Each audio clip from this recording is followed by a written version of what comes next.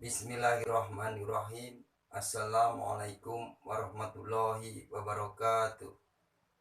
Selamat bertemu kembali dengan Yudo Wibowo sahabat. Kali ini saya akan menyampaikan materi proposal titik damai rencana pembangunan kembali Misbah Yehuwa ketiga di Kota Tua Yerusalem sesi ke-7. Baik, mari kita mulai. Lantas Uskup Sopronius yang saat itu menjadi penanggung jawab Gereja Makam Kudus mengundang Panglima Madinah untuk melakukan sholat di dalam Gereja Makam Kudus. Tetapi Khalifah Umar bin Khattab menolak ajakan tersebut sambil menjelaskan bahwa lokasi yang digunakan untuk melakukan sholat kali ini akan dijadikan sebagai tempat ibadah bagi orang muslim. Maksudnya, lokasi yang Khalifah Umar bin Khattab dan para anggota pasukan Madinah gunakan untuk melakukan sholat berjamaah saat itu adalah lokasi yang nantinya akan dibangun menjadi sebuah masjid. Kemudian Khalifah Umar bin Khattab meminta dirinya dibawa ke tempat suci Daud. Maksudnya, Khalifah Umar bin Khattab meminta dirinya dibawa ke lokasi bekas reruntuhan komplek Misbah Yehuwa versi Herodes, yang di masa sekarang dikenal sebagai Komplek Masjidil Aqsa atau Komplek Al-Haram Asy-Syarif atau Komplek Temple Mount. Setelah sampai di lokasi bekas reruntuhan Komplek Misbah Yehuwa versi Herodes, Khalifah Umar bin Khattab dan pasukannya memasuki lokasi bekas reruntuhan Komplek Misbah Yehuwa versi Herodes. Lalu Khalifah Umar bin Khattab meminta ditunjukkan letak Holy of Holies atau Kodes HaKodasim. Lalu Ka'ab al-Anbar berkata kepada Panglima pasukan Madinah, "Jika Panglima menjaga dinding itu, aku akan menunjukkan kepada beliau di mana sisa-sisa misbah." Ka'ab al-Anbar adalah seorang rabi Yahudi yang telah menjadi muslim di era kekhalifahan Umar bin Khattab, yang pada saat itu menjadi anggota pasukan perang Madinah. Lantas Ka'ab al-Anbar menunjukkan letak batu suci Holy of Holies atau Kodes HaKodasim yang oleh orang-orang muslim disebut sakrah. Selanjutnya Ka'ab al-Anbar memberi saran kepada Khalifah Umar bin Khattab agar melakukan sholat di lokasi yang nantinya menjadi tempat dibangunnya Masjid Al-Qibli atau Masjid Al-Aqsa, yang lokasinya berada di sebelah utara batu suci Holy of Holies atau batu suci Kodes HaKodasim atau batu suci sakrah, sehingga masjid yang nantinya dibangun akan memiliki dua kiblat sekaligus, yaitu kiblat Musa dan kiblat Muhammad. Tetapi Khalifah Umar bin Khattab secara tegas menolak saran Ka'ab al-Anbar dengan berkata, "Jika aku melakukannya, kaum muslim di masa yang akan datang akan menggunakan tindakanku tersebut sebagai alasan untuk merebut bangunan itu dan mengubahnya menjadi masjid. Dan bukan itu tujuan kami datang ke sini. Teruslah hidup dan beribadah sesuka kalian. Namun ketahuilah bahwa mulai sekarang kami akan ada di antara kalian. Kami beribadah dengan cara kami dan menetapkan contoh yang lebih baik. Jika kalian menyukai apa yang kalian lihat, bergabunglah dengan kami. Jika tidak, biarkan saja. Allah Subhanahu wa Ta'ala telah mengatakan kepada kami, tidak ada paksaan dalam perkara-perkara keagamaan." Selanjutnya Khalifah Umar bin Khattab memilih melakukan sholat berjamaah di lokasi bekas reruntuhan komplek Misbah Yehuwa, yang nantinya akan menjadi tempat dibangunnya masjid bagi umat muslim, yang lokasinya terletak di sebelah selatan batu suci sakrah atau batu suci Holy of Holies. Pada saat itu, di lokasi yang berada di sisi sebelah selatan bekas reruntuhan komplek Misbah Yehuwa versi Herodes itu, terdapat tumpukan sampah.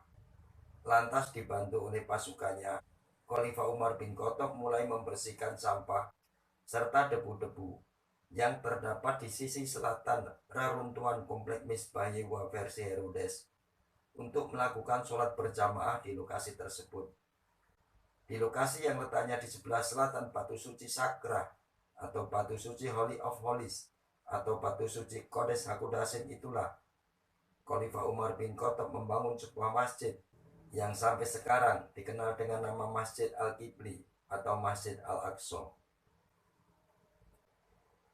Keputusan Khalifah Umar bin Khattab yang berpendirian bahwa meskipun wilayah Yerusalem pada masa itu berada dalam wilayah kekuasaan Madinah, namun lokasi tempat keberadaan batu suci Holy of Holies atau Kodes HaKodashim atau Sakra tetap Khalifah Umar bin Khattab putuskan menjadi hak milik kaum Yahudi yang kepemilikan dan pengelolaannya tidak akan diganggu oleh umat Muslim.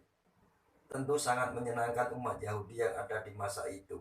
Perlakuan Khalifah Umar bin Khattab terhadap para penduduk non-Muslim dalam hal tata cara pembagian dan hak pengelolaan lokasi-lokasi yang berada di komplek Masjidil Aqsa atau lokasi bekas reruntuhan komplek Misbah Yehuwa versi Herodes merupakan sebuah contoh bijak dari pola hubungan damai antara orang-orang Muslim dengan orang-orang non-Muslim di negara-negara yang mayoritas penguasa atau pejabatnya dan penduduknya sebagai penganut ajaran Muslim.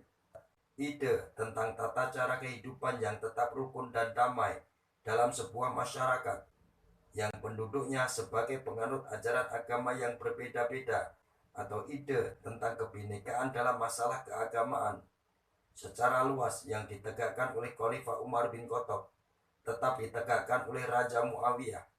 Bahkan ada catatan sejarah yang menuliskan bahwa di era kekuasaan Muawiyah, pasukan kerajaan Damaskus terdiri dari kaum Muslim, kaum Kristen, juga kaum Yahudi. Karena itulah di masa kekuasaan Muawiyah, penguasa Damaskus hanya menghadapi sedikit perlawanan di bekas wilayah-wilayah kekuasaan Bizantium yang di masa itu telah menjadi wilayah kekuasaan kerajaan Damaskus. Begitulah di zaman keemasan para sahabat Nabi Muhammad, khususnya dari zaman Khalifah Umar bin Khattab sampai masa berakhirnya kekuasaan Daulah Umayyah. Di masa itu, para sahabat Nabi Muhammad dan beberapa generasi Muslim berikutnya dengan senang hati berbagi lokasi tempat ibadah di komplek ibadah suci Masjidil Aqsa atau di lokasi bekas reruntuhan komplek Misbah Yehuwa versi Herodes dengan umat non-Muslim. Di kota Damaskus pada masa itu, umat Muslim dan umat Kristen selama bertahun-tahun terbiasa berbagi lokasi tempat ibadah di gereja St. John's. Di dalam Masjid Agung Kerajaan Dinasti Umayyah juga terdapat makam Santo Yohanes yang tetap dijaga dan dirawat secara baik. Pada tahun 685 sampai tahun 691, penguasa Damaskus Abdul Malik bin Marwan yang dilanjutkan oleh Walid bin Abdul Malik merenovasi dan memperbesar Masjid Al-Qibli peninggalan Khalifah Umar bin Khattab, sehingga Masjid Al-Qibli yang semula hanya mampu menampung 3.000 jemaat jadi mampu menampung 5.000 jemaat. Maka berdirilah Masjid Al-Qibli atau Masjid Al-Aqsa yang lebih luas dan lebih megah. Abdul Malik bin Marwan juga membangun dinding segi 8 di sekitar lokasi batu suci Holy of Holies. Maka berdirilah bangunan dinding segi 8 di sekitar lokasi batu suci Holy of Holies atau Kodes HaKodashim atau Sakra, yang merupakan lokasi yang paling disucikan oleh para penganut ajaran Yahudi. Pada tahun 750 Masehi, di masa kekuasaan Raja Marwan bin Muhammad, dinasti Daulah Umayyah di Damaskus yang sangat toleran dan sangat menjaga kebinekaan dalam masalah keagamaan itu hancur luluh lantak oleh kudeta kekuatan dinasti Abbasiyah yang mengusung format Muslim radikal intoleran.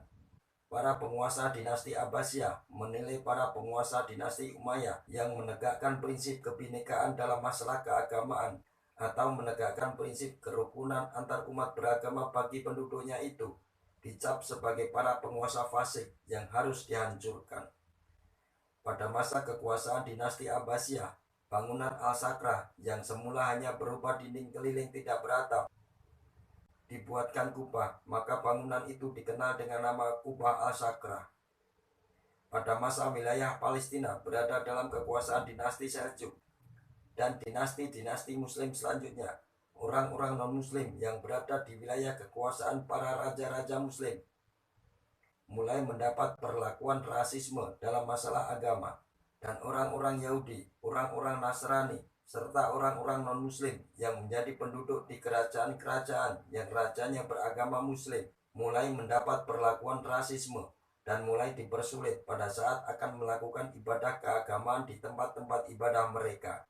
Sejak masa kekuasaan dinasti Seljuk, orang-orang Yahudi mulai kehilangan akses untuk beribadah dan berdoa serta berziarah di lokasi Kuba al-Sakra yang di dalamnya terdapat batu suci Holy of Holies atau Kodes HaKodasim, yang merupakan lokasi ibadah yang paling disucikan oleh umat Yahudi dan merupakan satu-satunya kiblat bagi orang-orang Yahudi dalam beribadah kepada Yehovah.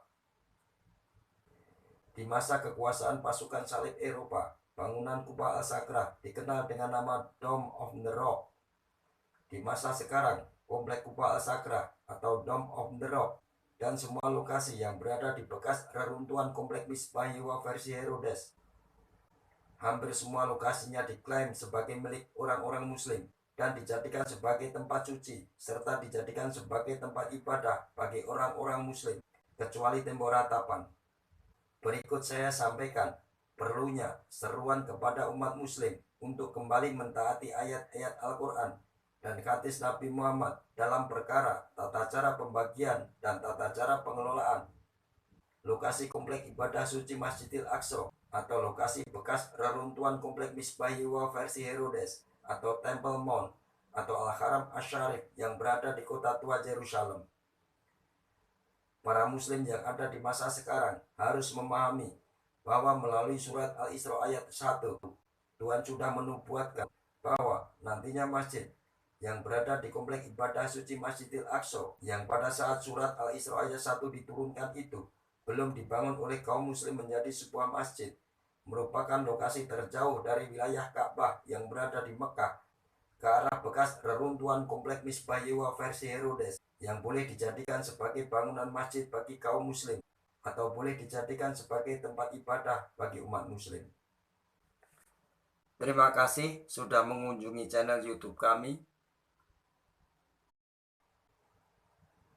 Wabillahi taufik wal hidayah. Wassalamualaikum warahmatullahi wabarakatuh. Ikuti terus video sesi ke-8 sampai sesi ke-12. Terima kasih.